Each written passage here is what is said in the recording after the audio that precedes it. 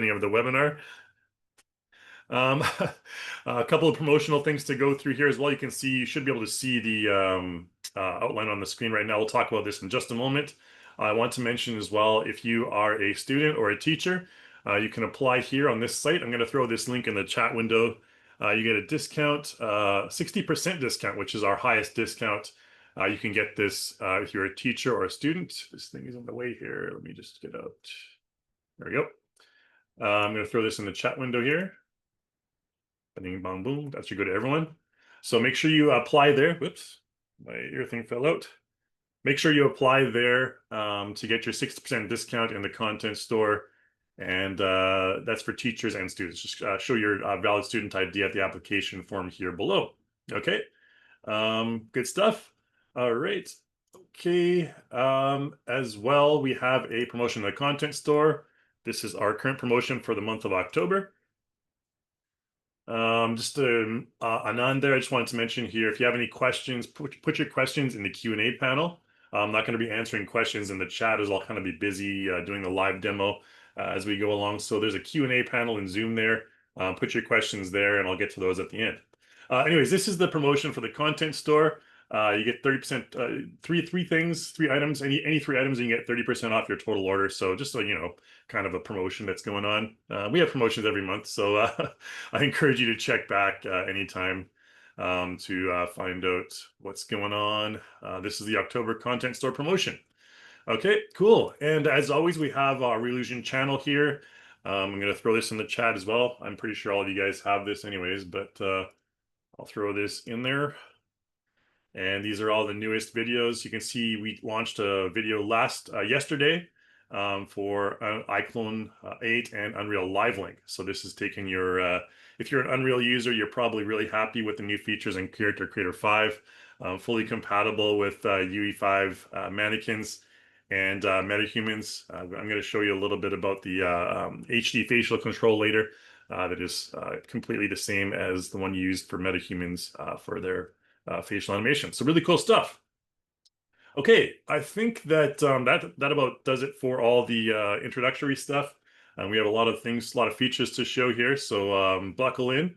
I'm going to start off by showing you a couple of things here. In the actor category now, we have CC5 characters. You'll see this. Now, I also have this HD Human Anatomy set. This is a purchased add-on. It did come as a promotional thing with the pre-orders and everything, but unfortunately, right now it's a promotional or it's a paid add-on. I'll talk more about this later. CC5 characters is what you'll have embedded. Your old CC characters will be in this characters folder. That is if you have pack selected here. I'm going to throw in a character first. You can see we have Aaron, who's replaced Kevin as our banner model there, and Ariana as well. Camilla and Kevin are the old ones from CC4. And we have our neutral bases here. We can talk about those later if you want. I'm going to start off with Gibro. I think his name is pronounced Gibro or Gibro or Guybro, G-I-Bro. I don't know, however you want to pronounce it. But this is kind of like a little goblin character that comes embedded with Character Creator 5 as well. Now, Character Creator 5 has advanced topology when it comes to your character's mesh. We'll talk a little bit more about that when we talk about Subdivision later on, but these characters are much more complex. They use quads as opposed to tris, much more flexible and much more versatile when it comes to a number of different scenarios. This guy, since we don't need his glasses, we don't need his apron, we don't need his belt. I'm going to just delete all these things in the scene manager here just so we can focus on the actual character himself. Kind of looks like, ooh, where'd he go? There he is. Select him, make sure he's selected. What's his name? Dobby from Harry Potter. Anyways, very, very cool looking character. I'm going to put this zoom thing on the other side here. All my zoom stuff can go over here, actually. I'm using a laptop and a big monitor, so I'm going to kind of, it's weird going from one to the other at this point here. But you can see here, CC3 plus character base. We'll talk more about that later. There's subdivision levels from the viewport and the render. You can change these. Also up here, you can see the current subdivision level is at 1. We have subdivision level 2 and subdivision level 3, or 0 rather. We'll talk about that a little bit later on. First, I want to focus on the character's eyes. We have 2K textures for the eyes now, so they're a lot more detailed than they were before. A lot more detailed for rendering. If you want to mess around with the eyes, make sure the eyes are selected here. I can just double click them there. In your scene manager, whoops, not the eye occlusion. You want to make sure you have the eye selected there. And of course, you can go into your materials for the eyes. Make sure your digital human eyes are selected here, not the PBR ones. You need the digital human eye shader types. The cornea is right here. And then you can go down and you can mess around with all the shaders here. You can see there's the textures. I don't want to spend too much time on this because it's just kind of basic stuff that's from CC4. If you want to know more about the eyes, feel free to let me know. One cool thing is the iris scale. And I learned about this recently, why iris scale is important for photorealistic rendering. You can see here, you can change the depth of the iris scale to flat or more forward like this. And this has to do with pupil dilation. If you're interested, I learned this like a few weeks ago. The iris kind of comes out a bit more when the pupil is dilated, just because of the pressure on the cornea. And yeah, I actually have a link here. I'll throw in the chat window if you guys want to know about why this is important. This is a link from Disney Animation Studios. I'll throw this in the chat. I thought it was kind of interesting. Yeah, it's really good detail for the eyes. A lot more, a lot better than the previous ones. Here's also an article this guy did for this is a Medium article. Throw this in the chat as well. There's some stuff you can look at on your free time. Why the irises are important and stuff. So, there's also iris roughness and brightness. You can see the nice index of refraction there, IOR, as you move slowly around the eye there. So this stuff is very important for photorealistic rendering. There's pupil scale, obviously. You can make the pupil larger or smaller, more dilated. You can also animate these in iClone, but I'm not going to be using iClone too much here. IOR is very important as well. Iris inner scale. You can change the color of your inner color as well, the inner iris. You can make it red if you want. Change it to red, and then we decrease the inner scale. Oops. Oh, let's just go okay there. There you go. You can see that inner scale determines the, kind of inner part of the iris. There's all kinds of fun stuff you can do here. Let's just give them something like yellow, a bright yellow maybe. Maybe it looks a bit more orc-like. And there's iris color as well. We can change that to sure that thing always goes in front of the iris. It's really annoying, but let's make his eyes yellow. And then the limbus is kind of like the part around the iris there. You can change that to whatever we want. If he's an ogre, he's got kind of like creepy yellow looking eyes. And sclera is the white stuff around the eyes. There's brightness and roughness. Again, when you do advanced rendering, this stuff is more important, but not too much to see here. You can kind of just mess around with it all yourself and see what goes on. What each one does. It's I always encourage people just to kind of mess around themselves, and that's kind of the easier, the better way to learn. But there you go. Now he has nice, stunning yellow eyes. Yeah, like Gollum, exactly. All right. Now, that's really, I'm going to talk about the eyes. There's all this standard stuff with the characters as well. Like if you go to actor, there's eyebrows, eyelashes, there's hair. This character might not really want any hair. I'm not sure do orcs or goblins have hair, but there's hairstyles and hair elements. Um, hair elements will be where you'll find the uh, eyebrows and stuff. I'm not sure what I have installed here on this computer, but there's eyebrows. You can give them some male segmented eyebrows like this. That might be a bit more warrior and orc-like. You can give him some let's see how this hair looks like. I've never tried this hair on him, but let's see. Nope, I don't think that looks good. That looks a little bit weird. Anyways, but you can do fun stuff like that.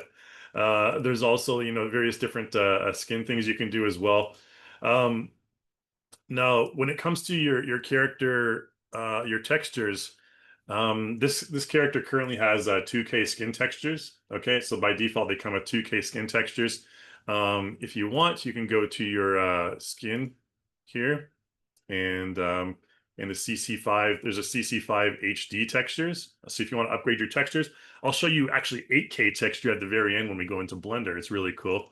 But for Gollum or for Gibro, I guess we can just use, you can see there's a 4K texture here. So if we zoom in on the face, maybe I'll be able to see a little bit of a difference.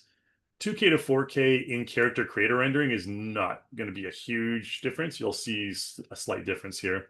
But I just want to show you where you can apply the material, 4K material for Gibro here, and all of your CC5 character materials are here as well. And you can see Aaron 8K there. So let's see if this, it made a little bit of a difference in the skin. It's a little bit more detailed. There's a bit more alteration, a bit more variety in the skin tone. So yeah, it does make a little bit of a difference in character creator as well.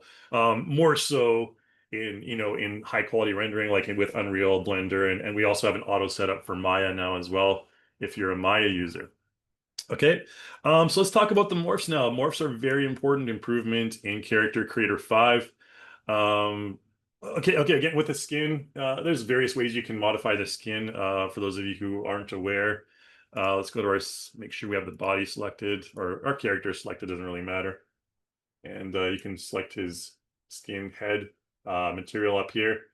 And any change you have here will change the rest of the skin as well. So skin color here, this is not using our appearance editor, which is this tab up here. Okay. Now, the difference here is that the appearance editor, you can do a lot more. There's a lot more detail. But this in the material tab up here, which I'm in right now, if you have a digital human shader, you have all these categories here: roughness, metallic. I'm not going to go too much into them, but you can have one on the color adjustment here, activate, you can activate your skin color. This is an easy way to do it. Okay, just overall. And it doesn't matter if you just have your head selected, your head material selected, and it'll transfer to all the other body parts as well. You can give them a bit more of a dark skin tone, like a black elf or something. Dark elf, they're called, right? Oh, yeah. And there's different skin presets as well. Give them a dark elf sort of look. And effective color range, you can select auto color here. This kind of gives it just a more natural look. If you select auto color here, it gives it a more not a natural, but maybe more of a realistic variety of skin tones throughout the body. That's the way I'll put it there. Okay, so we can have this. Maybe a little bit too dark. Let's just, yeah, something like that looks good. I don't know if that looks good or not, but we'll work with it. Maybe not the best for showing skin wrinkles and everything, but there, we'll work with that. Okay, so now for morphs and everything like that. So in your content manager, we have a whole bunch of different morphs in Character Creator 5. We'll talk about the actor mixer in just a moment here, which is unfortunately a paid plugin at the moment. So, but I'll show it to you briefly anyways. So under actor mixer, you'll have all of the actor mixer categories here. Under actor, you'll have your morphs. So head and morphs and skin, full body morphs.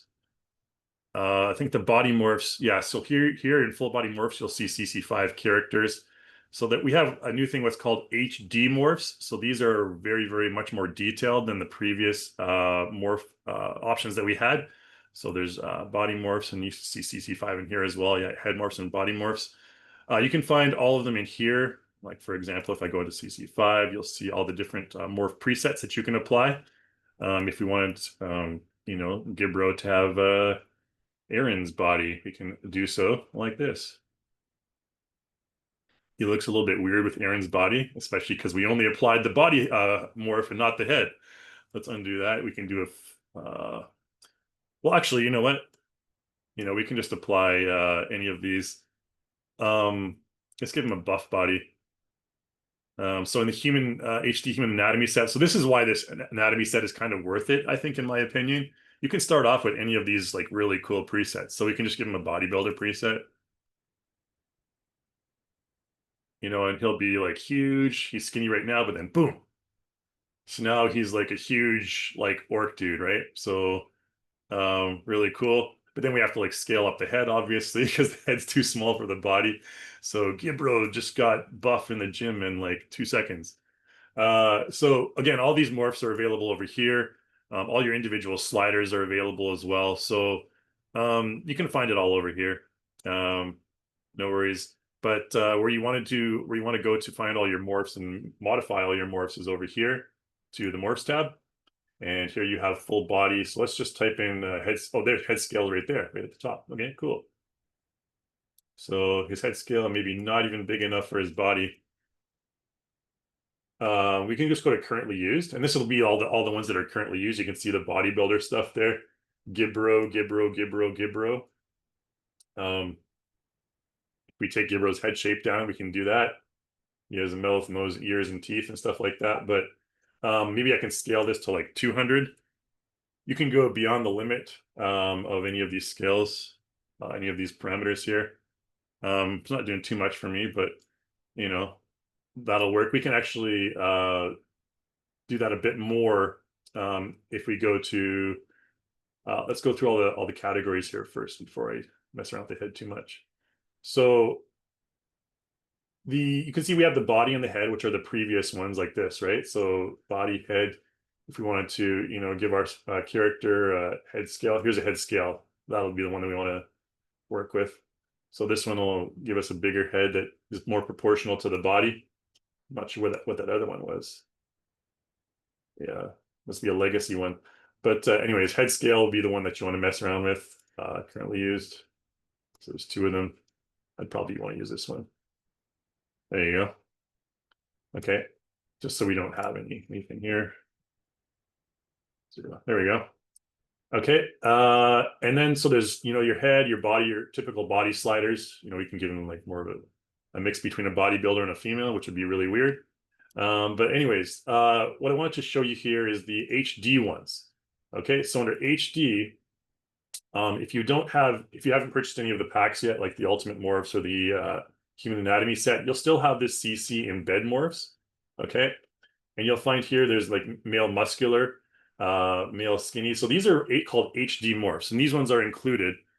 Okay, if you go in close, we're going to go to subdivision level 2. Okay, let's actually press press Alt 2 first. If you press Alt 2, you can see the geometry of your character. You can see here, this is subdivision level 1. It's pretty decent. If we go to subdivision level 2, it'll be even stronger. And that takes just a minute to load because there's a lot of geometry there. So you can see now we have much more detail. And if we apply things like the male muscular body, for example, notice that all that geometry is changing. It's not using normal maps. It's actually using this like small geometry here. So if we make this bodybuilder even more buff, so Gibro's getting a lot of help from us here. You can see there's a little bit of mesh breakage down there, but don't worry about that. You can see now we may want to put him in an A pose because his buys are too big. Biceps, I mean. Okay, so here he is, Mr. Universe 2025. So if you see all this stuff, you can see the male muscular body. You can go down to something like, there's a specific one for abs, waist here. So we can really pop out those abs if we want, okay? This guy's totally shredded right now. But this is all due to the HD sliders, okay? So under HD body, these are HD sliders. We also have ones under HD head as well. So CC embed morphs, these are the ones that everyone will have. Head shape, there's all these ones that are embedded. Gibro head shape, we can give them less of a Gibro head shape. The ears, I think there's Gibro ears on here. Yeah, if we wanted to tone down his ears a little bit, we could do so. Okay, it looks weird if he's super buff and has those big flappy ears still. So we could do something like this. And also if you wanted to go the old school way, you can turn on your morph gizmo right here on the top left, and then it'll give you the highlighted areas where you can just like click and drag like the chin to make a chin bigger, and it automatically pops up the relevant sliders here on the right. So jaw height, jaw scale, we give him like a bigger scale, bigger jaw. There you go. But we've just totally given him a complete makeover. Okay, so you can have fun with all those things. Now, the reason I mentioned the difference between the regular morphs and the HD morphs is if we take a look at, say we have all these, ripped HD morphs applied to our character. like these ones here, the HD, all these HD ones.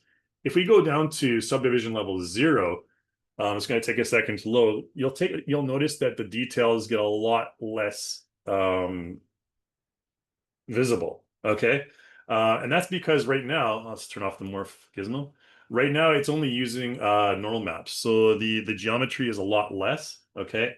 So it's basically just using the traditional normal maps, and it's trying its best to, recreate the subdivision level 2 details.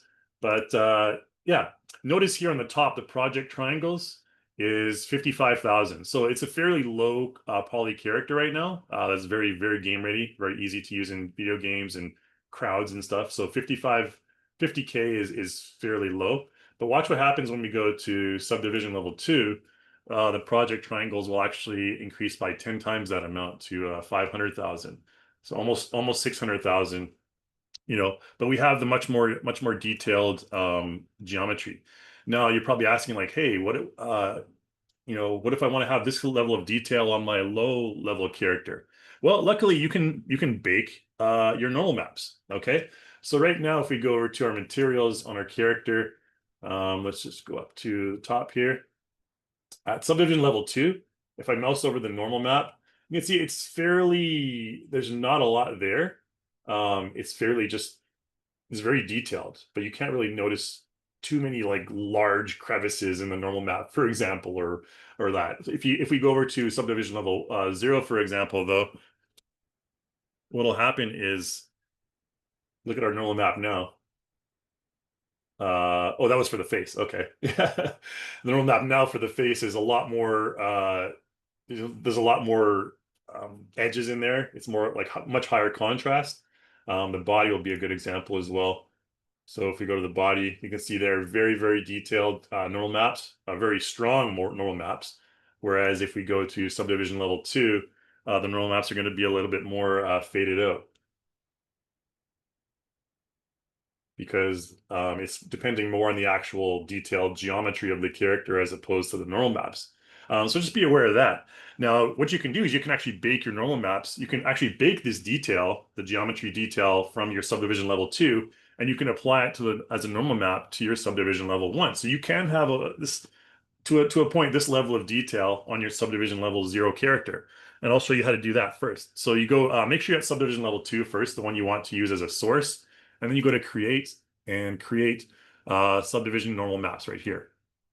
Okay. And your target is going to be the one you want to, bake the maps to. So here we should use subdivision level 0. You can I would recommend using 4K here. Okay. Since we have the 4K texture we applied to the character. It's not normal you would have like a very low poly character with a very high texture size. Generally, you want to lower the texture size because that's the point of having a low resource character. But we'll take it to 4K anyways and just apply that. And now what happens is we'll go to subdivision level 0 after this. Well, it does it automatically, I believe. Yeah. And you'll see that take a look at his abs and his biceps. You'll see this level of detail will actually, to a point, apply to your subdivision level 2 or 0 character, thanks to those baked normal maps. And I'll show you how you can pump up that level of detail. And then, again, you can do this for the face as well. I just think it's a good example to show for the body. It will bake all the fake face maps as well. So any detail on the face. I'll show you how to bake wrinkle details as well. You can, for the wrinkle maps, you can also bake those from higher subdivision levels. Let's wait for this to load up here. 95%, come on. You can do it. After the normal maps, like I mentioned, I'll just show you the wrinkles. I won't bother baking wrinkles because it just takes time like this. It's a little bit longer because of... Okay, so you can see it goes to the level, still working, still working. Okay, so now we have at subdivision level 0, we have the body. I believe we can go to the normal here. So this normal, it's all baked in now. Okay, and we can increase or decrease the level of strength there. This didn't bake too well. Not sure what happened there, but it should bake the. Maybe I chose one of the wrong options. Anyways, at subdivision level 0, it should have baked that neural map really well. I'm not sure I used one of the wrong settings. Let's look at the face. Face might have baked correctly.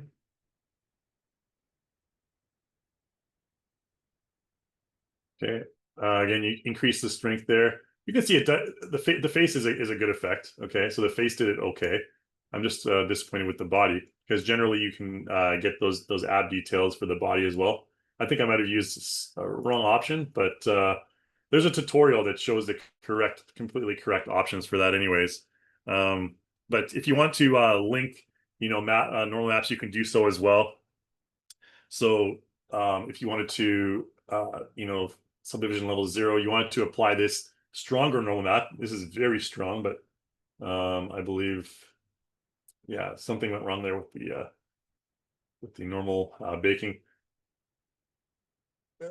It's just a little bit too jagged for my taste. I mean, we get a certain level of detail, but yeah. Anyways, that's one way you can do it. Maybe I went too extreme on the muscle modifications, and the baking went. So test it out. You can see the level of detail here increases.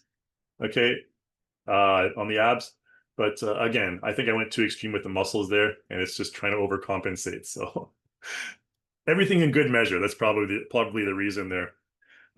Anyways, so you got that. Now, if you want to apply this stronger neural map to your level 1 subdivision, so you want to have that strength of the neural map of subdivision level 0 combined with the higher poly count, you can right click and you can link it. You can link it to auto link selected textures. Okay. And that'll link it to your subdivision level 1. Whoops. Wait. Need to go here.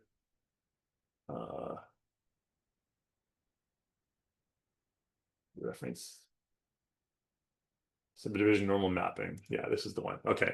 And then you want to link it to subdivision level 1. Okay. And then apply. Okay. So now it'll link. You'll see like a little link thing in the bottom left there. And you want to go to subdivision level 1 now. And it'll apply that normal map from subdivision level 2. So now you'll see a bit more ab stuff going on there. And you'll see in subdivision level 1, we still have that normal map from subdivision level 2, or 0 rather.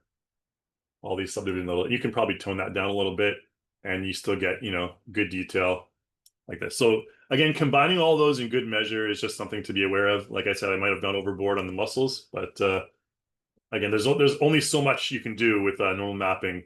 But I just want to show you that functionality that you can bake from one to the other. All right. Again, there's also wrinkles as well. So if you go to your wrinkle maps right here, this is for the face. So you can bake wrinkles for current subdivision level. Okay, so it'll bake your maps right there. All your wrinkle maps are down here, by the way. You can see right there. So at like a subdivision level 0, they'll be stronger. At subdivision level 2, they'll be weaker. Just like I showed with the body. Okay, so you can bake those. And when you do bake them, you can apply them to your lower subdivision level. So if I have a subdivision level 2, I can bake those normal maps. You can see right here. I'll just mouse over it. There we go. Okay, so fairly detailed there. And then just go ahead and bake wrinkles for current subdivision. And it'll rate current whatever set. You don't need to back up existing maps. We're going to get rid of Gibro in a moment here anyways, and we're going to go to talk about the HD facial profile and some animation. And then for the last half, we're going to just do a little bit of HD face control, importing into Blender, and updating your expressions. We're going to Rigify in Blender, which is really cool. I'm going to be using data link for this, and I'll show you the website a little bit later on. But okay, so that baked all the wrinkle maps, et cetera, et cetera. one more thing before I move on. There's also displacement textures as well. Now, I'm not going to mess around with displacement textures in Blender. They don't have much of an effect in Character Creator. But if you export your displacement maps, your character with displacement maps into, Maya for auto setup or Blender or Unreal, you can use those displacement maps to add additional geometry, like even more muscle on top of muscle on top of muscle for this guy. So you can find those displacement maps down in Stage. I know it's a weird place to have them, but Stage, and you'll see textures here. And then there's an HD displacement, CC5 textures here. Okay, so here you'll see air and wrinkle displacement. It takes a while to load these up because these are EXR files, very high resolution, 8K EXR files. You can just see them right here. There's ones for Gibro, GI Bro, GI Bro. All right, displacement for the head there, 4K. So that's the one you want to apply to the head. Now, if you go to the head material where you apply these displacement maps, make sure you have the head material selected. They're at the very bottom here. So you'll see the wrinkle displacement, okay, and displacement. These are worth for the wrinkle displacements, and they all go there basically. Everyone has their own displacement map up here. So there's also a wrinkle displacement that I just showed you. And you have to do the displacement maps for each individual one. So the head, you would, click and drag the head displacement map and apply it to here. Make sure you choose height map grayscale and just click OK. So again, if we zoom in on the head and try to adjust the strength of this displacement, oops, oh, we had the normal applied there, which is already baked. Again, you're not going to see like barely any. This is for the head, right? Yeah, this way is not for the head. You won't see anything in Character Creator barely. It's just a very, very slight change. Oh, it's change charge. Subdivision level there. That should have a stronger effect. Nope. Anyways, these can be applied to other, in Blender. If I want, I can import this into Blender and show you, but I'm going to focus more on the other characters and 8K textures and stuff a little bit later. But once you have this displacement, anyways, you can use it. The auto setup applies it completely to your character in Blender and Unreal. So you can use that little node in your material in your shader settings to adjust it. Yeah, I don't think it updates here in Character Creator. I noticed a little bit of a difference before when I applied it, but I'm not sure if it was the subdivision level difference or if it even, oh, real-time displacement. That might be the one. I just saw in the chat, real-time displacement. There you go. Must have had that selected before. Okay, here you can see the difference, real-time displacement, the strength of the displacement map. Okay, there you go. So again, for the face, it's just going to add a little bit more geometry, a little bit more bumpiness to the face. Maybe the body will have a bit of a better effect.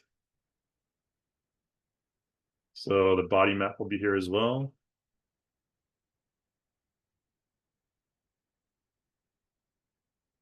This is where you get the muscle on top of muscle. Oh, that applied quick.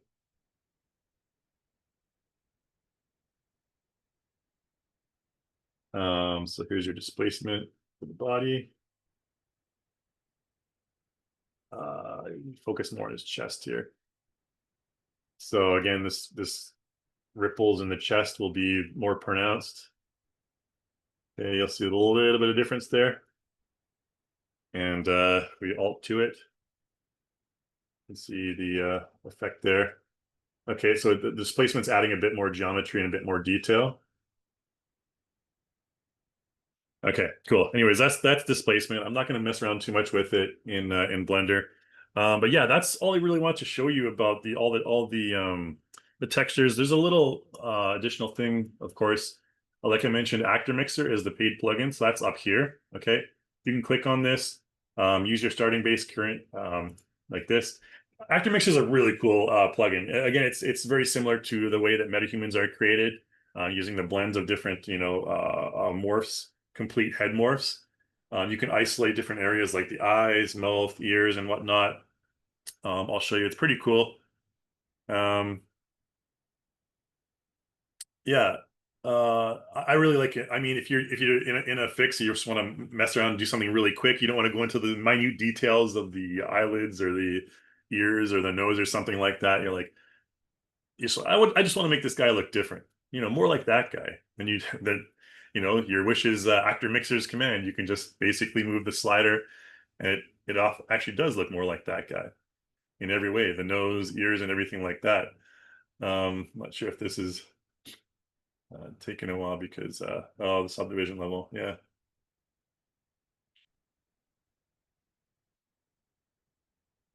Anyway, so you might recognize this if you're familiar with like metahuman type characters. It's a really cool thing. You can modify your entire character's body. Okay, and when you go to these categories up here, it'll automatically open that section of the actor mixer category. Okay, so here's characters. We have all these presets here. They're already loaded in for the default characters. There's more in different packs. Okay, there we go. The HD Human Anatomy one has pack has its own as well. So if I wanted his slider, if I wanted to make him, I want to make him like ripped, but I also want to make him look like a kind of a fat dude. So we can click and drag this fat morph over here and into one of those slots there. You can see now it's replaced by the fat dude or the heavyweight, whatever you want to say, and then start mixing. Okay, and you'll have this little gizmo you can move around in the middle like this. So now he's more like sumo size. Okay, his head stays his whole body changes. You can see his face changes as well. So just be aware of that. Okay, and he looks more like a weird baby. And you can go to something more like this or like this. Again, these are all just presets, and it's really fun to mess around with. And you can just take that off and then go to the head. You wanted his head to look a little bit different. Again, there's eyes, nose, mouth, and everything you can do all separately. I'm just going to skip through this real quick because I don't want to spend too much time on it. But let's see. Which head is there's his Gibro head. There's a human anatomy set. Oh, I don't know. Which is a good one? Female African? Probably not. HD human anatomy. Okay, I'll just use one of these. This Drudge head is kind of an interesting one. It's kind of an old looking dude. So again, start mixing. And there you go. He looks very posh for an ogre. Anyways, you can spend like hours and hours messing around with this, but I just wanted to show you that paid plugin. There's much more detail, and we will have upcoming webinars with guest stars, including Solomon Jagwe, who's one of our power users. He's going to be showing more about Actor Mixer and how you can create more stylized characters like that. So, a lot of fun. Actor Mixer. I recommend it. It's a super useful plugin. So yeah. I'm going to start a new project though, and for the next 20 minutes here, we're going to talk about the HD facial profile. I'm going to do a little bit of animation, and we're going to apply some 8K textures and bring it into Blender. So some pretty fun stuff coming up. Let's make sure, where are we here? Oh, let's go to pack here. I always prefer pack view, to be honest. It's just cleaner. Let's go to our characters, and we'll load in Aaron in here. Good old Aaron. The actor who modeled for Aaron actually came to visit us at SIGGRAPH over back there in August, which was really fun to see him in real life. We actually have some videos on our site somewhere on our YouTube, our SIGGRAPH highlight videos where you'll see him. Okay, cool. So let's talk about the HD facial morphs or HD face control before we move on to the 8K textures and exporting. So you have your typical, there's the HD facial profile, which I want to talk about first. Okay. So HD facial profile is a new profile that actually uses corrective morph sliders to prevent extreme expressions or mesh breakage in your character's face. Now, this is extremely useful when you're doing things like facial motion capture, for example, and you're going like "Rah!" and your character on the screen is going to be like his mouth is going to go all weird, and there's going to be mesh breakage and stuff like that. I'll show you an example of this. So let's go to our facial, or let's go to our face control first. Okay, HD facial control. You can go to plugins and HD face control to get that here. By the way, it's a free plugin, so make sure you download it from the Reillusion Hub. And here you see looks very similar to what we have in Unreal. Okay, so what I'm going to show you is an example here. Let's do something like a pucker. So to get our character to have a pucker face, you can hold Control and click and drag your various sliders here and move them like this. That work? Control, click and drag first for these ones. Okay, and Control, click and drag for these ones. Okay, so now this is a facial expression that's very hard to do for the previous profiles, including the extended profile from CC4, and I'll show you why in just a moment here.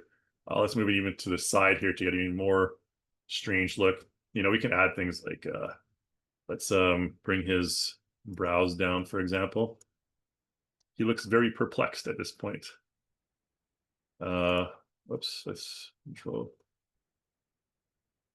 Okay, I'm going to try and make him as perplexed as possible in a short period of time. And yep, get the wrinkles maps there. Okay, I think that looks perplexed as possible. So what we can do now is you can see this expression right here. I've just created this in Character Creator.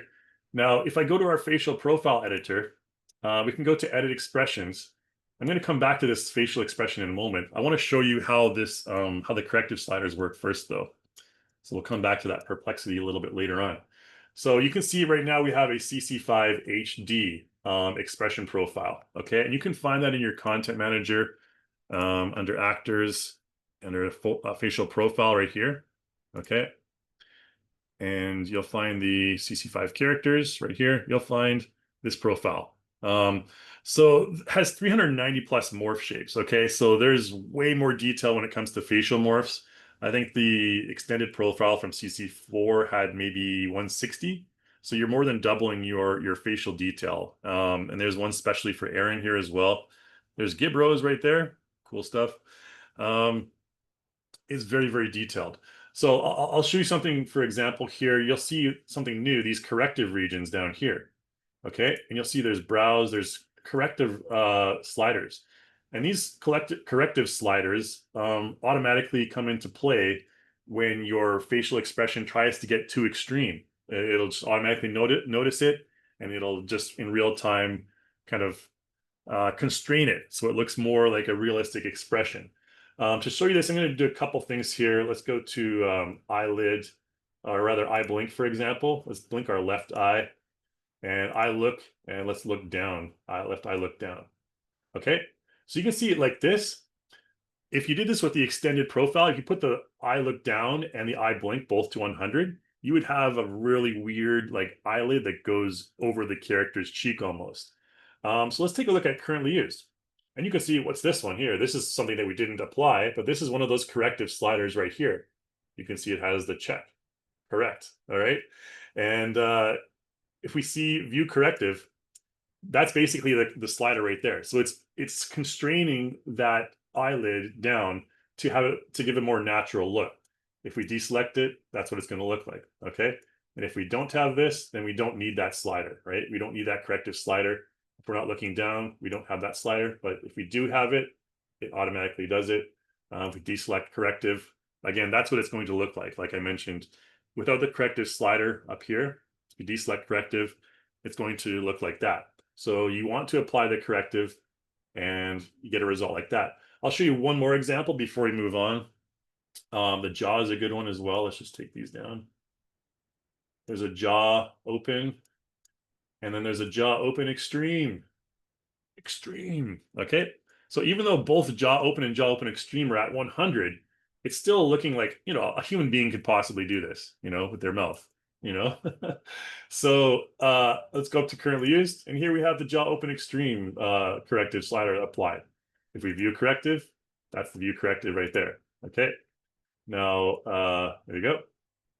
If we don't have those, we don't need it. Okay, if one of these, the jaw open extreme is down, jaw open is down, we don't need that slider. Okay, so again, it automatically applies. Just wanted to show you that it's one of the cool features of the new HD facial profile there. So let's go ahead and try something really interesting here. Let's go out of edit expression now, and we'll go back to our perplexed expression here. Let's load in Kevin, for example. Kevin from CC4, who doesn't have the CC5 facial profile applied. So you'll find him in characters here. We apply Kevin. We don't need to save this. Okay.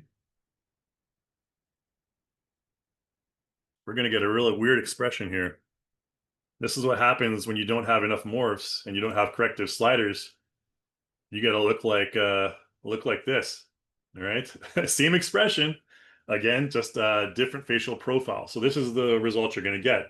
Now, what you can do is there's an extended plus facial profile that you can apply to your previous characters. So if we go to our facial profile editor again here and edit expressions, let's go ahead and right, you can see at the top here, we have CC4 extended, and we don't have corrective applied. Okay, if you select corrective, it's going to apply a CC4 extended plus profile. Okay, it doesn't say plus on it, but now you can see corrective regions down here. Okay, and now this isn't as good as the CC5 HD slider or HD profile, but it's going to be fairly decent. So let's try, now that we have this new corrective regions applied with the corrective checkbox, let's go out of edit expressions, and you'll see, okay, it looks okay, not as good as before, better than before rather, but not as good as the HD profile. So let's go to our HD profile one more time here. Under characters, where are we? Facial profile here. And CC5 characters. Let's apply this profile to him now. So just click and drag it onto him. Okay, apply. Boom, there you go. So that's what Kevin's going to look like with the HD facial profile. A little bit different, okay? There's a little bit of, a mouth visible, a little bit of teeth visible through the mouth there. So it's not a complete pucker with the mouth completely closed, but, fairly close. And it's a fairly good result. So that's the importance of these facial profiles to apply to your characters. Let's go throw in Aaron again here. And then we're going to throw 8K texture onto Aaron. We're going to send him to Blender. So actor characters, 65 characters, Aaron. Goodbye, Kevin.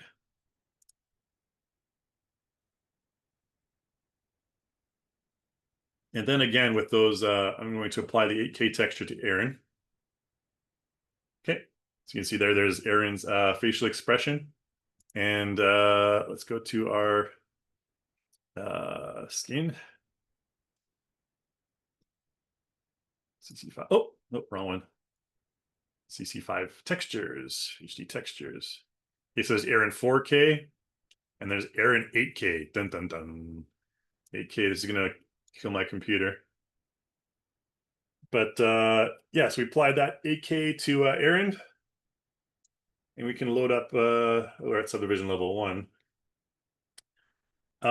Should I? Yeah, we can just go to subdivision level 2. It might take a second here, but we can always.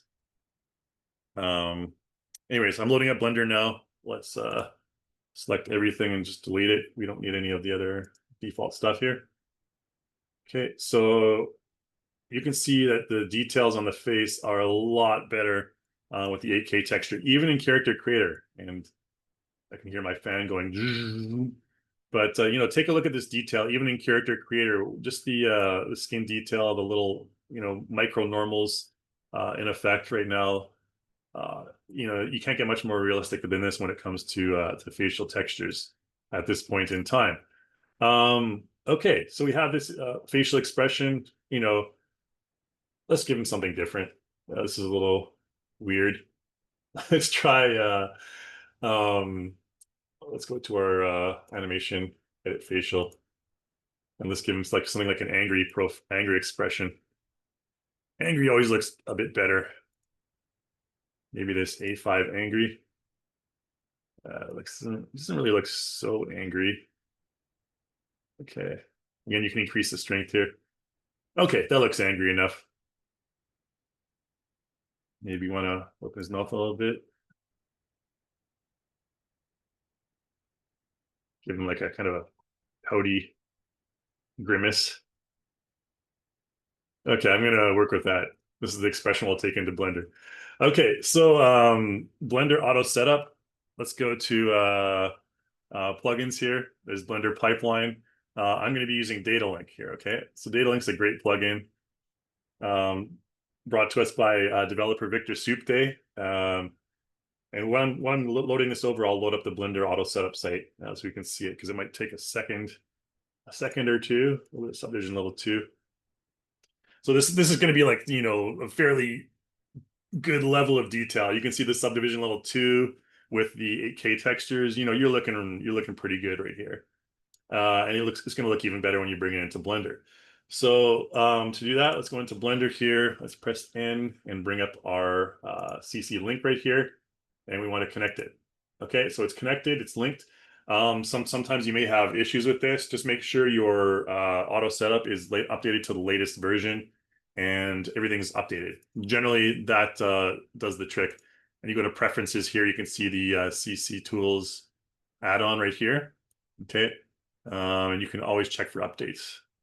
Down at the bottom, check for updates down here. I won't do that right now, but there's other various settings you can use there as well. So I'm going to send this guy over to Blender, and while that's loading, I'm going to show you the Blender site, or the auto setup site. So all you really need to do is select send avatar, and we'll also rigify him as well, so you can modify the facial expressions in Blender.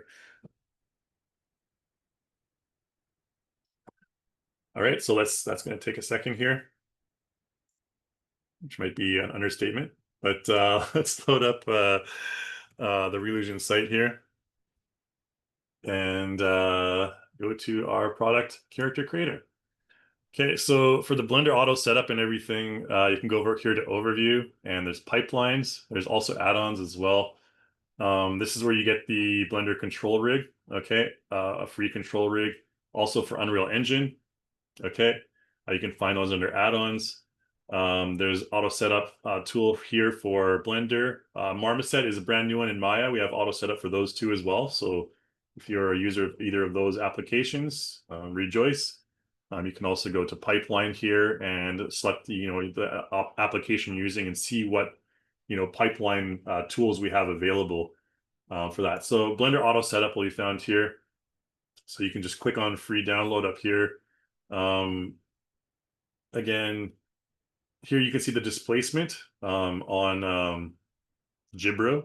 Okay, so displacement wrinkle. Notice the difference there. Okay, slight difference. Just kind of extended out a little bit more. The lips are very noticeable in this one. Okay, yeah. So displacement does things like this. Again, I won't be using those maps just because it's going to take extra time. But this is the kind of result you can expect when you take it into Blender. Okay, so still, just loading up a sec here. And Datalink here, this is what I'm using, Datalink. Again, you can send entire scenes using Datalink, including avatars. So really, I use this all the time in my workflow. And it's amazing. It's a free plugin. So you can send everything to Blender and back and forth and back and forth. You can sync the lights, you can sync everything. It works flawlessly, to be honest. It's really good. Okay, here's our guy in Blender.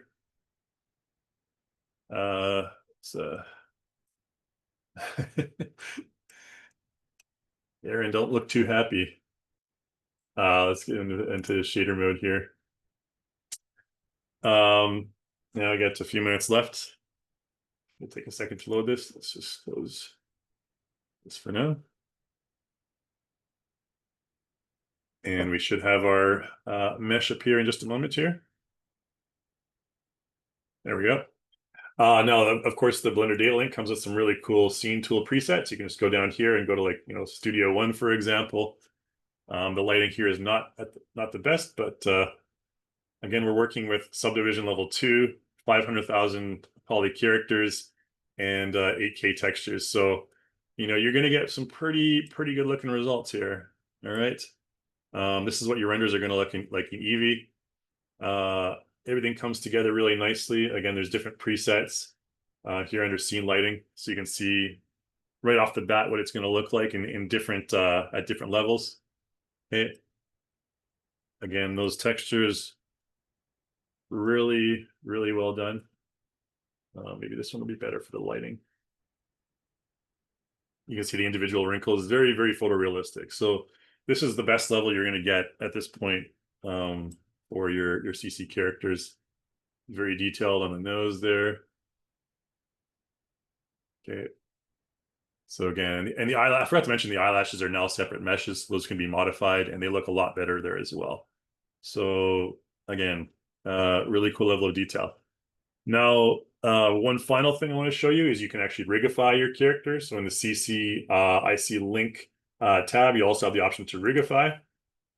And if you click Rigify, it's going to be really cool because now you can basically do all your pose adjustment, and the HD face control also is applied. Okay, so the HD facial control I showed you in Character Creator, you can also use that now in Blender. This takes, a few minutes to load up because, like I said, we're dealing with, I'm using just actually a laptop right now with a NVIDIA RTX 4070. So it's performing its heart out right now.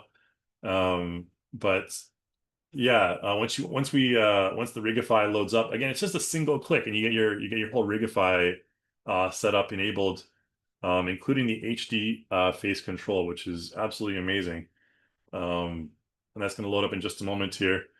Let's see what else I can show you while we are waiting for that. It's just going to take a minute or two.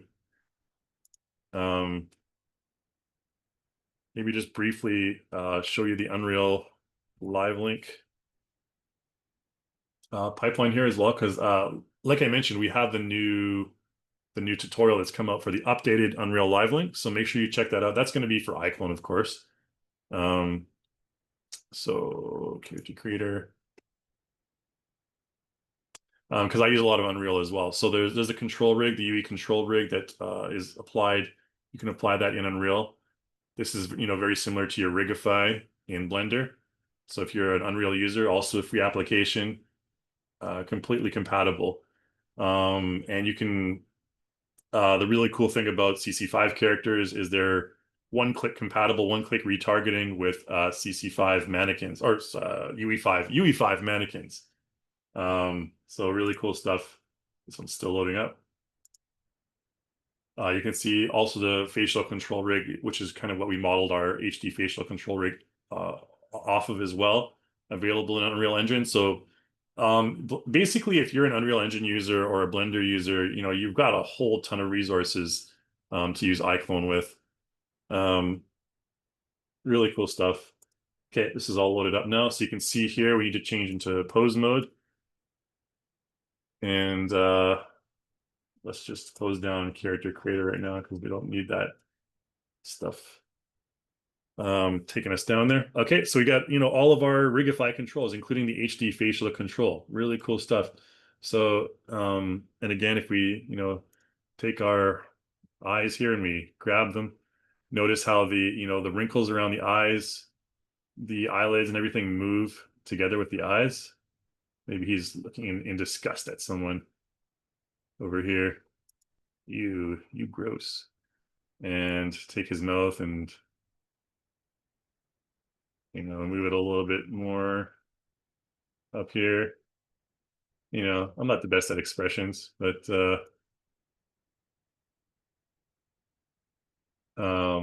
let's try something that gives a bit more. Maybe these ones here. So again, you can hold shift and select multiple control points here. And let's see what this does. Just grab all these and okay, that's cool. So now he moved his eye down. All right. Now we have that expression there. The ultimate look of disgust. All right. Okay, I think that's all we're going to go through in today's webinar here, guys. Thanks so much for sticking with me here. It was really cool showing all the new features of CC5. Lovely to have you along. We're going to go to the Q&A now. So if you guys have any questions, please put those. Ooh, what did I do?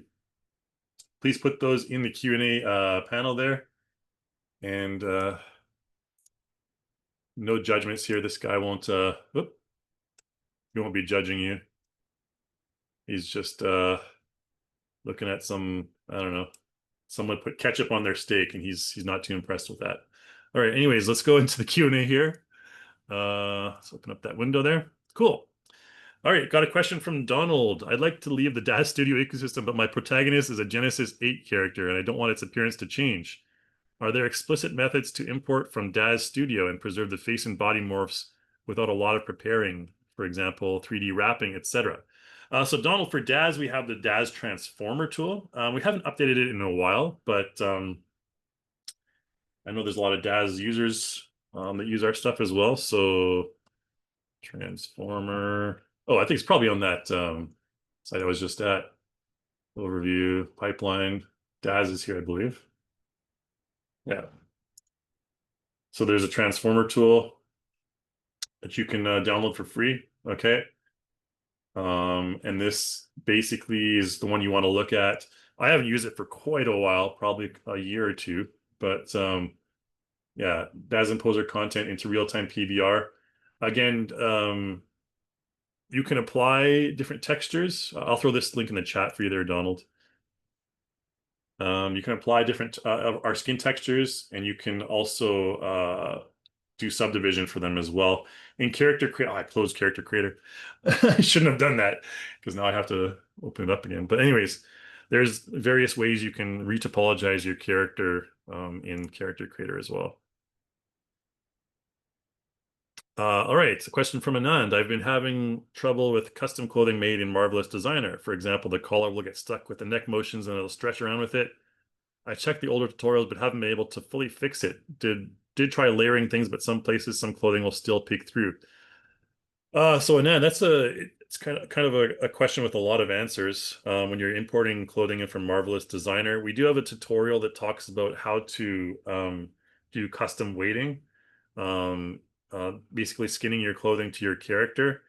I don't want to look through it on YouTube right now. I'm not sure where it is. I can't recall. It'll be somewhere in our training center, and I'm not sure which category it's in though. But there are ways to basically apply your character or your clothing, save your clothing out as an FBX, and then apply it to your character, and you can skin and weight it to your character's mesh, your CC character's mesh. This is the way that we recommend doing things. A lot of it comes down to weighting your clothing properly. If, for example, around the neck is especially difficult sometimes because, like you said, the neck stretches and goes here and there. Getting it applied properly is a difficult thing, but we do have tutorials on that. I'll try and, if I can't find it in like a minute or so, I'll just give up. But for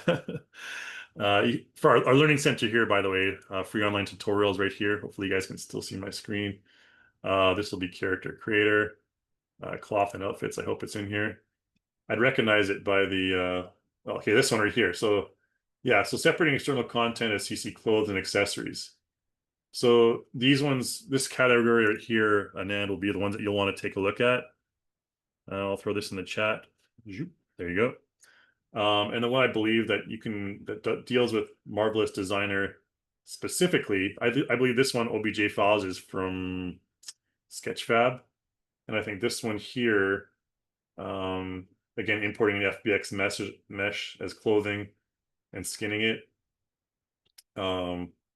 Yeah, this one here I think deals with Marvelous Designer. These are all like dealing with different. I think there's even one for Clo 3D as well. So check those out, and hopefully that helps.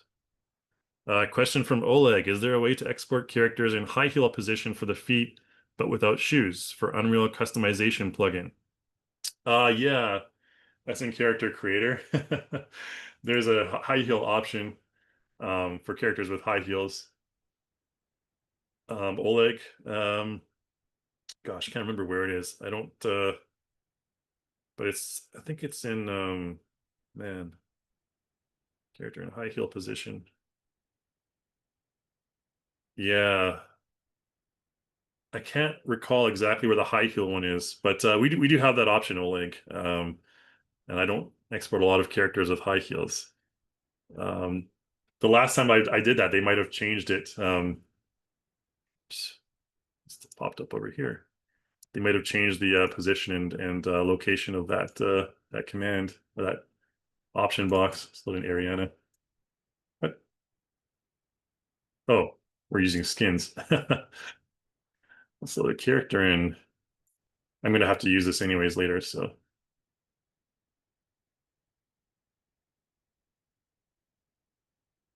okay, so Oleg give us more detail here. It applies heels when you put shoes on, but without shoes, foot goes flat. Yeah, I mean, to be honest, the workaround would just be to make your shoe mesh invisible, um, or just delete it after the fact, after you've imported it. That would be my first approach, but yeah, I can't recall. I know it's there somewhere when you export it, but or maybe in the there's foot contact, there's hand contact. Thought it was up here somewhere. There's maybe under pose offset. Um, no, maybe not. Yeah, sorry, Oleg. I don't. I don't really know if there's an option for that, but if there is, it would be under here somewhere. I don't think pose would do anything for us. Nope.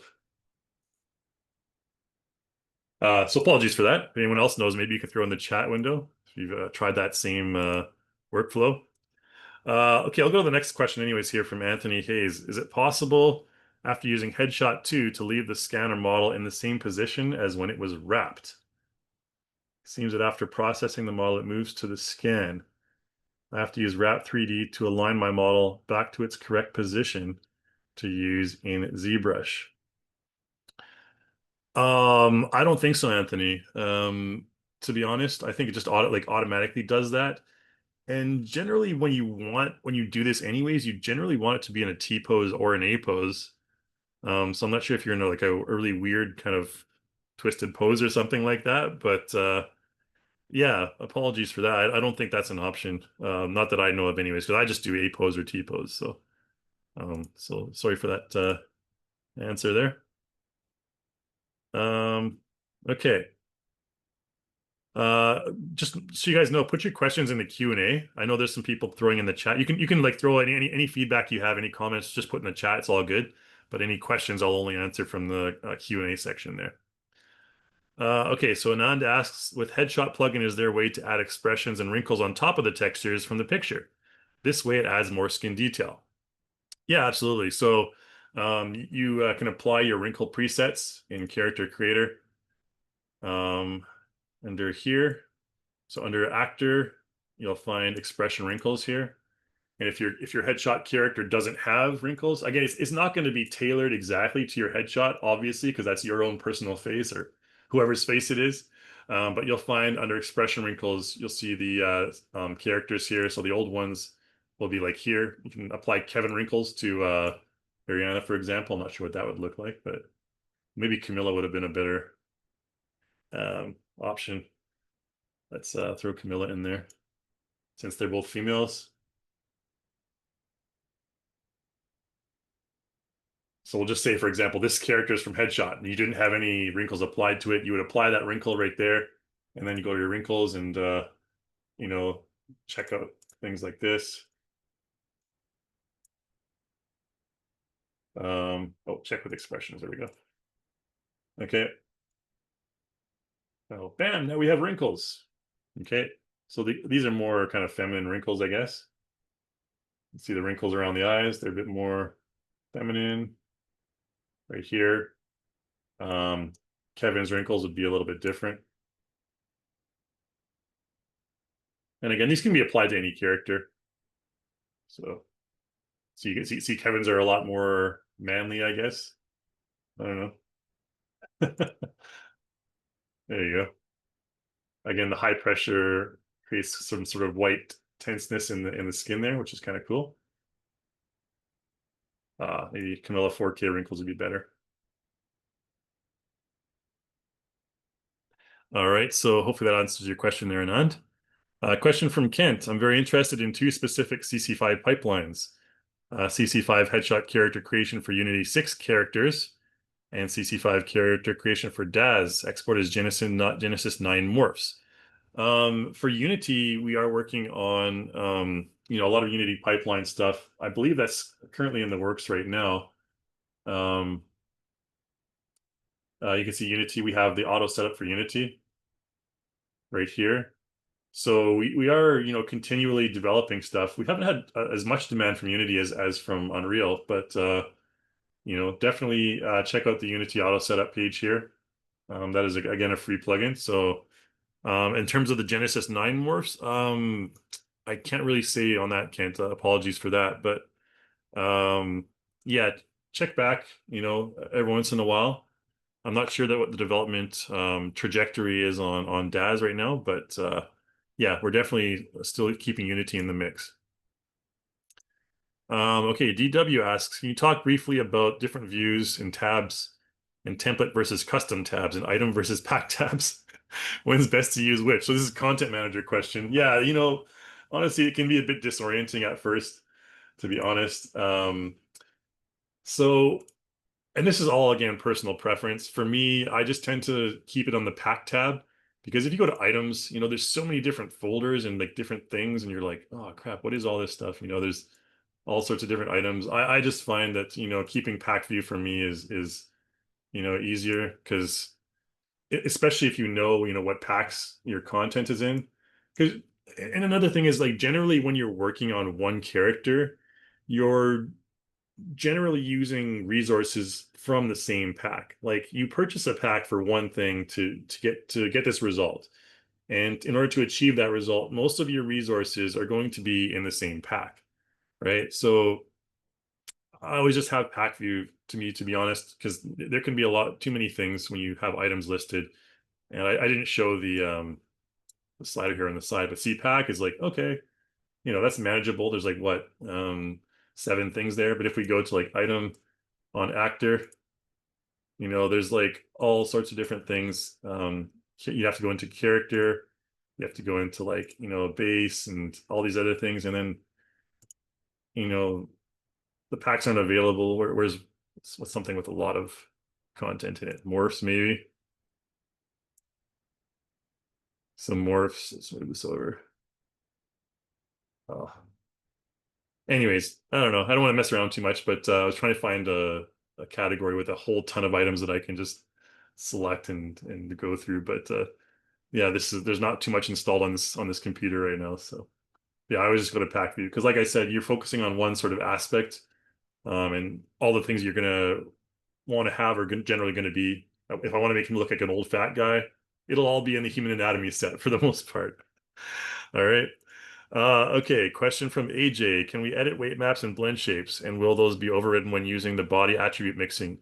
Yes, you can edit weight maps for sure. And blend shapes, yes, those are all morphs, otherwise known as blend shapes. You can completely edit all of those for sure.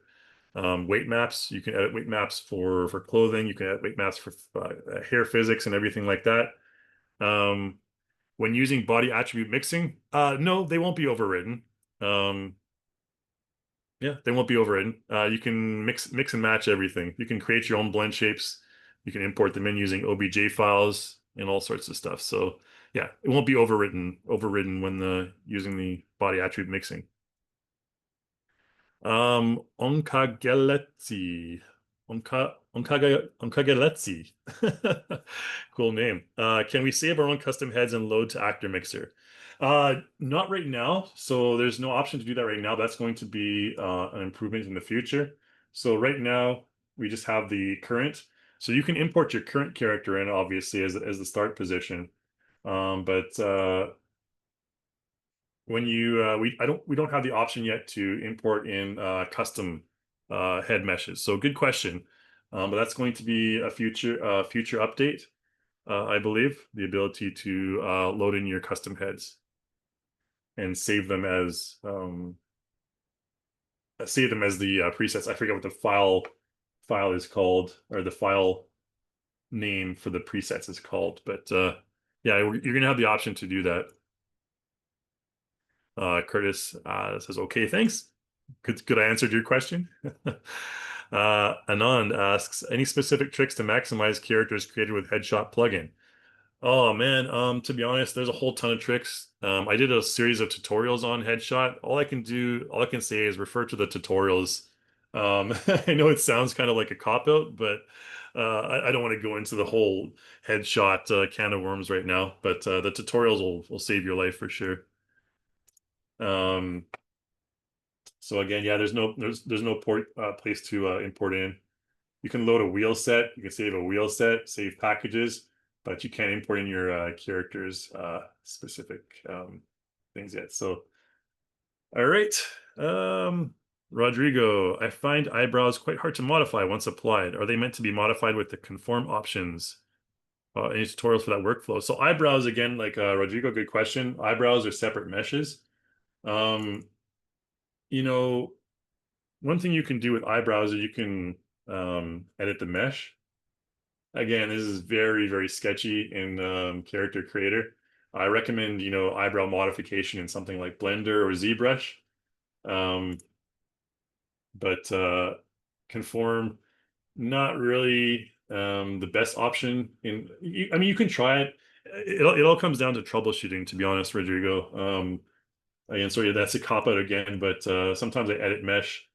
Um, and you can stretch things out and move them in various ways and smooth them. If, for example, they wasn't conforming as nicely as I wanted to, you can use smooth out. I'll just do this quickly and see what it looks like compared to the other eyebrow. We don't have mirror on, so. And again, these are all separate meshes. So again, there's smooth mesh, there's subdivision, there's tessellation, all sorts of things, but I'm kind of curious what that would look like if we smooth it out as compared to the other one. Not much of a noticeable difference, maybe a bit thinner on the outside. But yeah, sorry, it's kind of I don't mess around too much with the eyebrows in terms of Character Creator. I have modified them and expanded them and scaled them in Blender, but not too much in Character Creator. So again, the Blender workflow is free, so why not give it a shot? I know Blender is a bit of a steeper learning curve, but that's what I would recommend. No specific tips on that right now. We could have an entire half a webinar probably on only the eyebrows, how to, optimize them. But yeah, I can't give you a detailed answer on that. Got a question from Anonymous here. Everything you've shown here is in the Character Creator 5 must-have bundle. I always struggle to track down every plugin that I know would be useful. Yeah, totally legit concern, Anonymous. Everything I showed except for Actor Mixer is embedded. So the Actor Mixer I just showed briefly just to kind of show you how cool it is, how you can mix around. Everything else that I showed, the textures and everything, the morphs, the HD morphs, those are all embedded and free with Character Creator 5. AJ, any rig pipeline for Rococo or other mocap software? Yeah, we have we have Rococo plugins. If you have a Rococo suit, there's the Rococo gear profile. Again, unfortunately, that's a purchased asset. That's a purchased profile. With Motion Live, I don't have it installed here on this computer right now, but yeah, the profile, Rococo profile is one that you would want to take a look into. The Rococo profile includes the gloves as well. But yeah, and working in combination with those, you definitely want to check out iClone.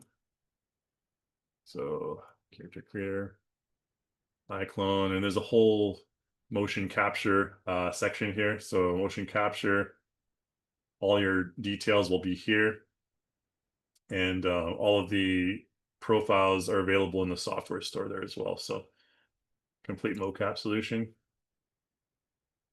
You can see all of the partners we have that we work with in terms of motion capture. And we have compatible plugins for all of those as well. So, alrighty. Damien asks, adding to my previous question, I have a single character image with a white background, 1024 by 1024. I was going to upscale it and then make different poses. Is this a reasonable pipeline? Please give me better pipeline. So, single character, upscaling it with Topaz Labs, okay, and then making different poses. I mean, that's an interesting pipeline, Damien. I haven't used it myself.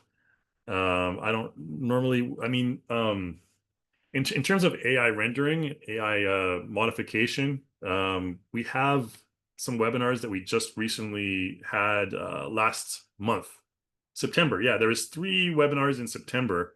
If you go to the webinar archives, they talk a lot about our personal AI rendering pipeline. Here it is. So right here, these ones here, custom iClone to AI image workflow, custom iClone to AI workflow. This one's for using WAN, FusionX, and LoRa training batch rendering. So we did these throughout September. I recommend checking out these workflows if you're going to be doing AI rendering. Okay. Those will just be in your webinar archive. I'll throw that link in the chat if you guys need it. All right. Cool. Thank you, Curtis. So DW, when to work in Blender versus CC5 or iClone? Good legitimate question. DW, I think for Blender, obviously their sculpting and shader stuff is a little bit more advanced. I use Blender for, obviously for the EV rendering. Even Cycles rendering is probably a little bit superior to Character Creator 5. However, I should point out that iClone 9 is going to have an amazing render engine, so you can look forward to that without the need to transfer to other software. But again, I use Blender. Awesome, an amazing tool for rendering. Environments. There is a lot more lighting options in Blender. Uh, in terms of like details, small details, sculpting and everything like that, for sure you want to use Blender. You use your morphs to start off in Character Creator 5, but more for detailed, like I think Rodrigo was mentioning the eyebrows, stuff like that, I would use Blender. Yeah, iClone, animation, obviously. Character Creator 5. Character Creator 5 is like your base, like your hub, I think. Once you have your Character Creator 5 model, that's basically your starting point, because CC5 is so compatible with so many other software, like Blender, Unreal Engine, Unity, Maya. We have all these auto setups now. All you got to do is single click your character into those programs and you're good. But you have to start with one of our rigs, basically, for maximum compatibility. I mean, you don't have to. You can do manual rigging and everything like that. You can also do AccuRig, which is automatic rigging. That's only for the body right now, though. But my suggested workflow: use one of our free. We have free base meshes that are available in the content manager. I showed you where they were earlier, and take those to whatever software you need, and then bring them back, or take them wherever you want. But start with Character Creator 5 as your hub, I think. Gabriel asks, what features are compatible with Unity, rigging and animations, etc.? Right now, it's just the rigging. There is the auto rigging for Unity. The auto setup will import all your shaders and your materials over flawlessly, so no problem there. When it comes to retargeting your rig to animations in Unity, you may have to do some manual retargeting, so just be aware of that. But yeah, you can bring your rigs, your Character Creator rigs, iClone rigs into Unity, no problem. Apply the animations to them.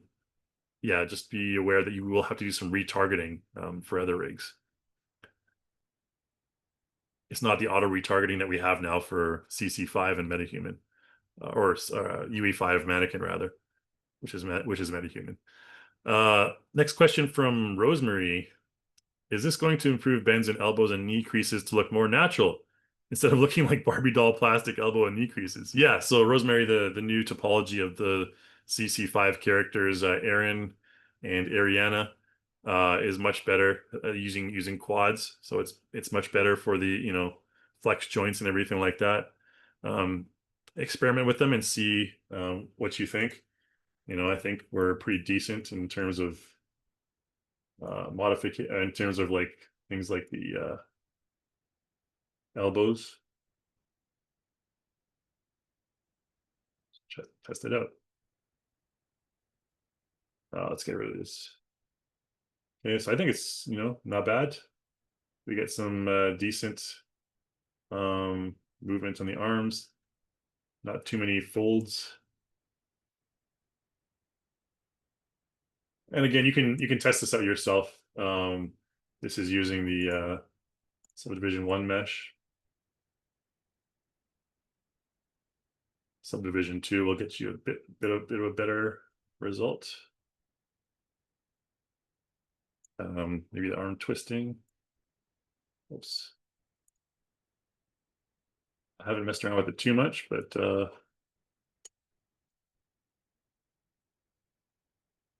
and you're gonna get a little bit of a click there because it's humanly impossible for most people to do that. But yeah, you can check that out, Rosemary, on your own time. It does have better results for twisting because there's an additional morphs in the body. So right. Barry asks, can we edit the lips in a way so we can avoid MetaHuman Animator for facial animation? Because Icon Live Link amazing workflow is amazing. Yeah. Again, you don't really need to use MetaHuman's animator with all the animation tools we have. You can if you want, and again, those animations are compatible with your CC5 characters. So you can take your CC5 character, you can apply a MetaHuman head to it, and vice versa. There's full compatibility with Unreal Engine 5 MetaHumans now. So just look into it more on the site, the character creator site, specifically for the MetaHuman, and also the live link tutorial we just launched. You want to check that out, Barry. Oh yeah, sorry, I'm just kind of going through these questions as quick as I can here. We got a lot more. Colin mentions, can I use Headshot 2 in CC5, but I cannot apply image base or mesh textures to HD characters? Oh, okay, so I can use Headshot 2 in CC5, but I cannot apply image, base, or mesh textures to HD characters. Yeah, so unfortunately, there's UV mapping involved in that. So, um, you have to use textures that are specifically UV mapped to our CC5 characters. Trying to import in other mesh textures that aren't, uh, mapped properly to our HD characters is going to result in no bueno result. Um, Hopefully that helps you there, Colin. Yeah, it's all about the UV mapping and specifically for our characters. Barry, another question. I hardly ever use Maya because of Icon and UE5. The only thing I only look for things like custom animations. Good job on taking my money. Don't thank me. Thank the sales teams. Yeah, good. Thanks, Barry. That's good for a chuckle. Onkageletse again. Can we save our own custom heads and characters? No, I think that's the question I answered before. Same question. Oh, and I don't need wrap anymore. Good. Thanks, Barry. Cool. Anonymous asks, for characters created with standard license, is the new expanded coverage allow us to export to external tools now? Yeah, so in terms of usage, all of our base character meshes are completely royalty free. So we encourage you to use them in your productions. There's no royalties required for that. We just request that you credit Reallusion in your production. These characters can be found under where are we here? Oh, So under pack characters, CC5 characters, you'll find these neutral characters, neutral, neutral, neutral, neutral. These are the base characters. Okay, so there's a female, there's a male, there's a toon neutral and a toon female. Those are your base characters that are completely royalty free.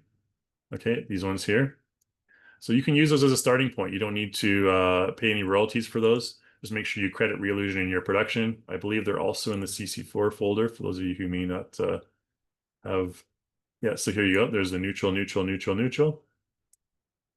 Okay, I think those are the only ones. Yes. Okay, so use those ones as your starting point. You can modify them any way you want and use them royalty free. Cool.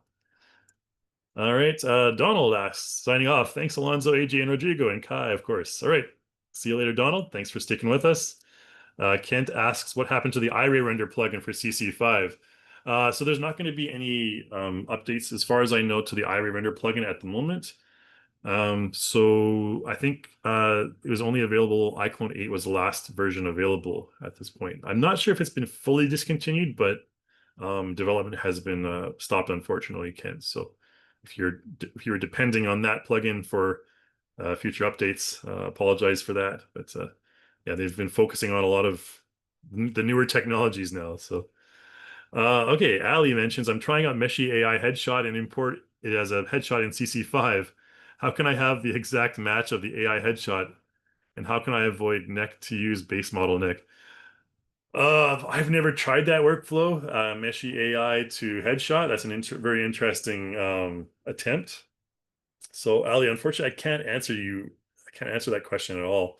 Maybe someone who's previously tried to use Meshi AI and into headshot can comment on that. But yeah, I mean, there are tutorials on how to do something like that, theoretically.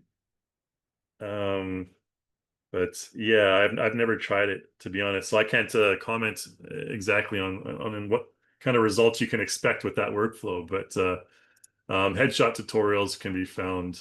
Again, just going back to the stupid. Let's go home. Let's go to character creator. Headshot will be found in.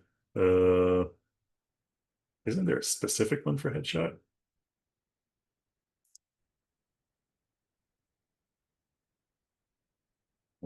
Missing something here. Headshot plugin. There we go. I think the one that you may want to take a look at is something like, I know there's one that we did is very similar to that. Oh, I can't remember. It's been a while, so sorry for that, Ali. But here's all the headshot tutorials. Try and find one that has the. It's been a while for me. I have the memory of a goldfish, so I did those tutorials quite a while ago. Okay. Oh, Kevin N has a really long question here.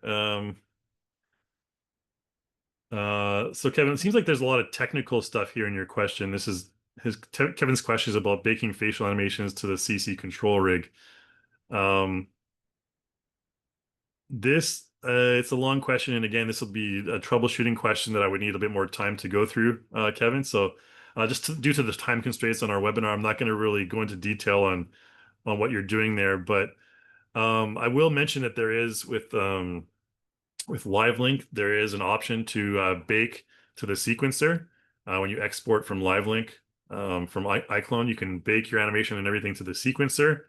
That you may want to control that, or you may want to try that before applying the control rig and see if that does the trick. If you're using Unreal LiveLink, of course. But yeah, that's the only initial troubleshooting I can give you from looking at this. It's quite a long question there. So, and you can always contact me as well at kai@reallusion.com as well. And I can look into it in more detail when I have more time. So apologies for that, Kevin. Barry asks, iClone 9. Wow, when? iClone 9's next year. So you have a little bit of time to save up. It's not too expensive anyways, but at the price of food these days, it's about the same price as a steak. Question from Emmy. When are we getting iClone 9? Okay, same thing, yeah.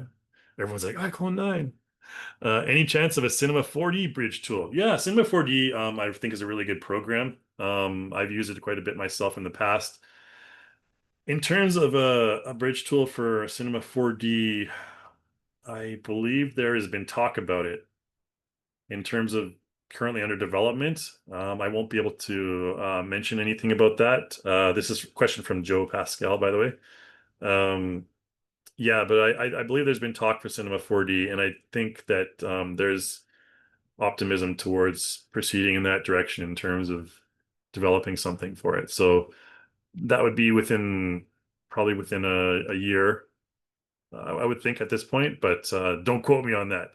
But yeah, there is some interest in developing for Cinema 4D. And guys, if you're using a tool that right now and you really want, Reallusion to develop more options for it, give us your feedback. Go into our forums and give us your feedback. Give us your feedback in the webinar forums. Say something like, I really need a Cinema 4D auto setup or bridge tool. That'd be awesome. The more people that give us that feedback, the more likely we are to, pivot our development in that direction. So, yeah, highly encourage you guys to do that, whatever program you're using. Even Meshi AI. Brandon asks here, any tips for using an image generator to generate textures with proper UVs for use in CC5? For example, generating a new face texture that fits the character mesh. Well, for sure you want to start with our base textures. You want to export those base textures.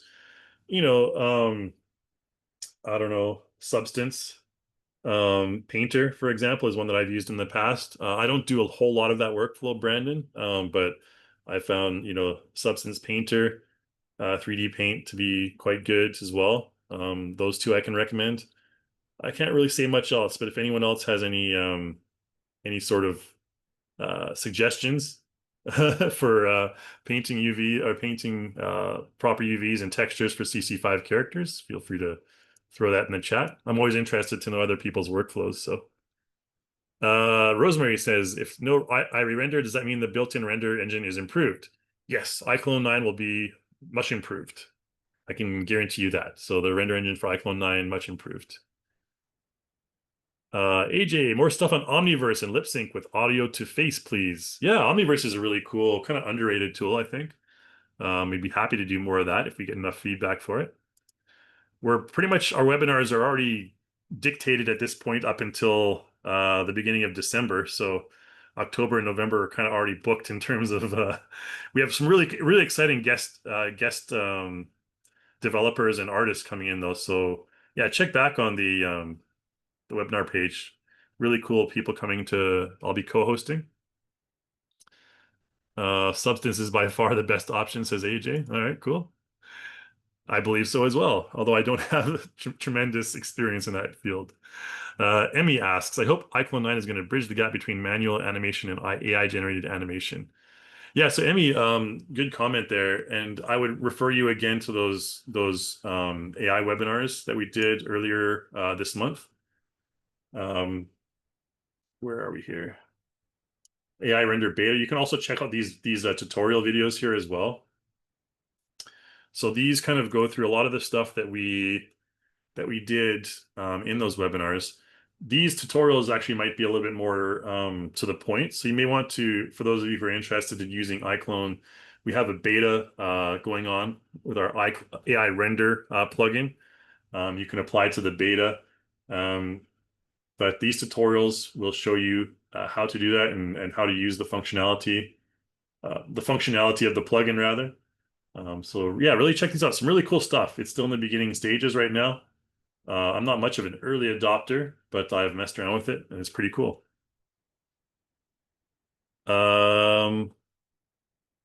Anonymous, not sure if I fully understand the answer about licensing. Do we need to credit Reallusion for everything we create with CC5? Yes. Well, just I mean, I don't know the specifics about how you're required to credit Reallusion. It needs to be in your credits, though. We're not saying like, put Reallusion created by Reallusion Studios or whatever in the beginning of your production is one of those big, display and lights thing. But yeah, Please mention in your production that your models are sourced from Reallusion. The base models that I mentioned earlier are sourced from Reallusion, and that's really helpful for us.